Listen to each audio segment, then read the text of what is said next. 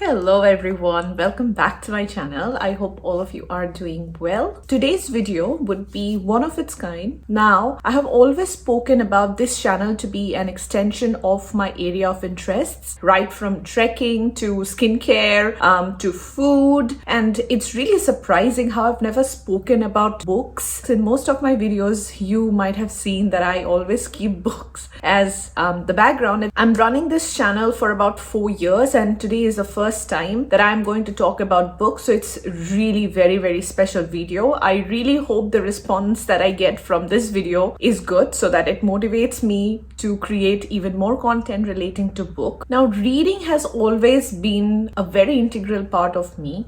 You can tell that reading is what meditation for me, to keep me calm, focused, something to get my mind together. I have never been specific to any genre. When people ask me what is the genre that you read, I don't have a genre. I am very unbiased about the kind of stuff that you give me to read. I have always been a people's person. I love to meet people. I love to know about them, and books has always helped me learn a little more about each personality. It's like knowing someone without actually meeting them. Our world is going through a very tough time. These 2 years has really even got me more close to many characters. I thought maybe dedicate this first videos on books, on characters, personalities like you and me, and share books that talks about personalities from different walks of life and try understand their perspective, life, outlook, the tragedy, misery, happiness, achievements over these books. So without any particular order, let's get started with the video. Please do subscribe to my channel. The first book in the list is this book, Unorthodox by Deborah Fledman. There is also a Netflix series that's been created on this. Unorthodox is an unofficial autobiography of the author. To give a brief about this book, even though the author was born and raised in US, but her upbringing was far from the modern mindset. She grew up almost like an orphan to her elderly grandparents. This book gives us such strong insight that when you grow up without parents, it's more of a liability than responsibility to anyone who's bringing you up. Any book grows specifically interesting to any of the reader when you find some similarity. So for me, the only similarity I could find is that the author has always seek escape in reading. This book gives us such brilliant outlook on the male chauvinism that's present in the society and shows it beautifully in small behavior of the characters that is so significant in a child's life. To give you some example, is her grandmother was not even allowed to prune a tree because of her grandfather's belief in the religion. They were Jewish family, so her grandmother had to do all the stuffs where the grandfather would not even cooperate and also follow things that he believed was right as per him. This is a very ironical thing, that you are imposing your belief on someone and not even support your own family to support the belief. And then how her friend was raped on her wedding night and she was not allowed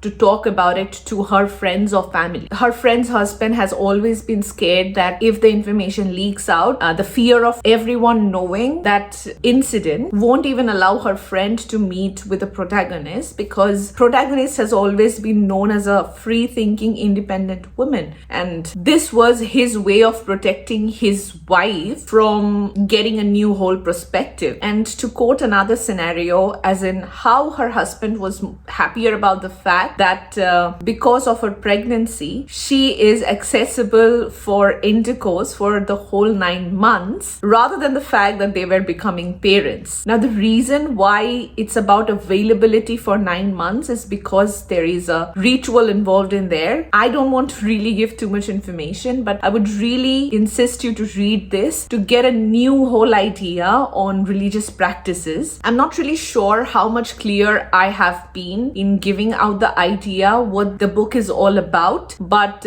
if you are someone who has read this book Please do comment down below if I have done any justice giving the highlight on what the book is about. I am really open to any constructive criticism, and I would like to know what you feel about it so I can improve. The writing is also very super engaging. You will be glued till the end. You will cry with the author, understand the emotion. She's awesome at mentioning what are the emotions she had to go through, and you can really feel engaged with her writing. So I will highly recommend this book. Please do give it a read. Second in my recommendation is this book, The Viennese Girl by Jenny Lee Coate. This book is about a Jewish girl who's stuck in an island that has been taken over by German soldiers. And so is a laugh of fate that this Jewish girl falls in love with a German soldier. Initially, of course, he didn't know about religious beliefs, but when he got to know about it, he was, of course, very upset. Not because she was Jewish, but because she has hidden this fact from him, knowing that how risky it could be because she was working for German government somehow. In her defense, when she started talking about the horrors that was imposed upon Jewish, the German soldier, her boyfriend, did not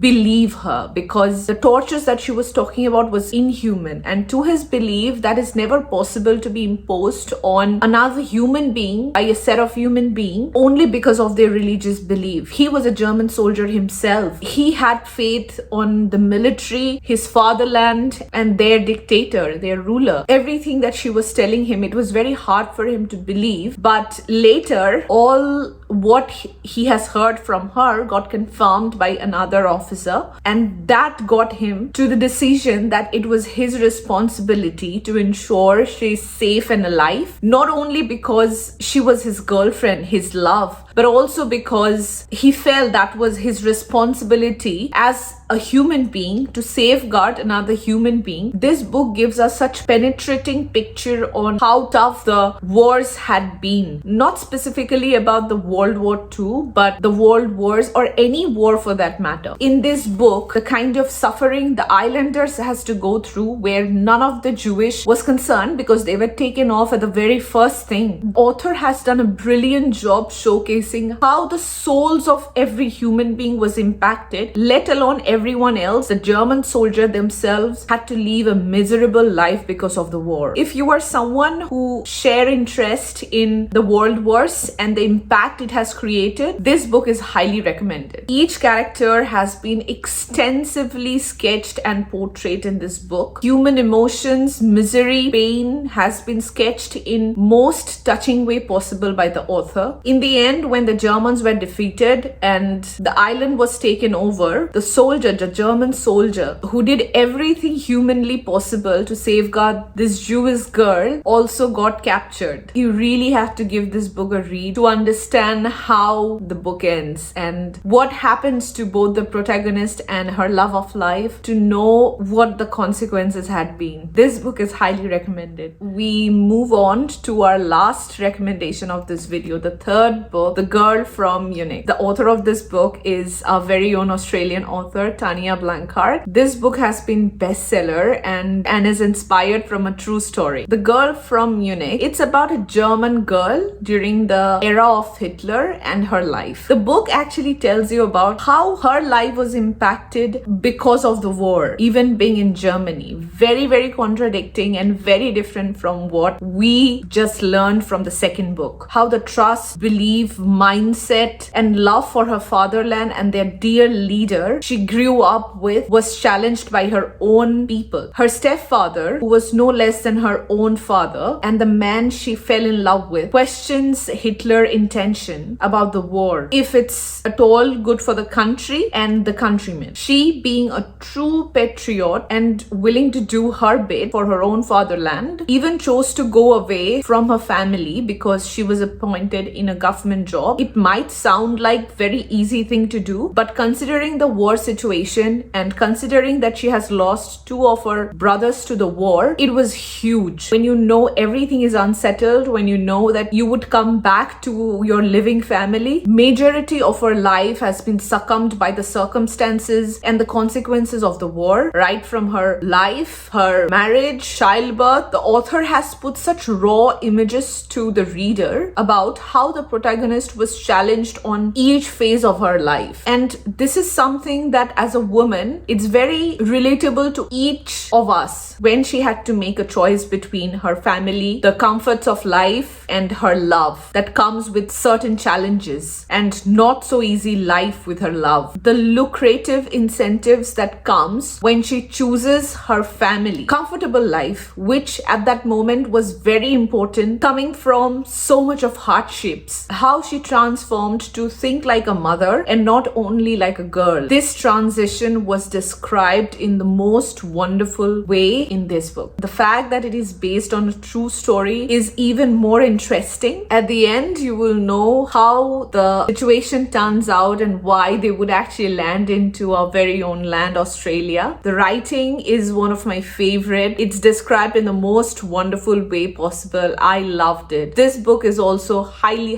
recommended. That was everything for my today's video. I'm not really sure how I have done. I know that there are a lot of room of improvements on how I say it, the narrative. I need your support in there. Please do comment. Let me know how you liked it. I will see you very soon on my next video. Bye.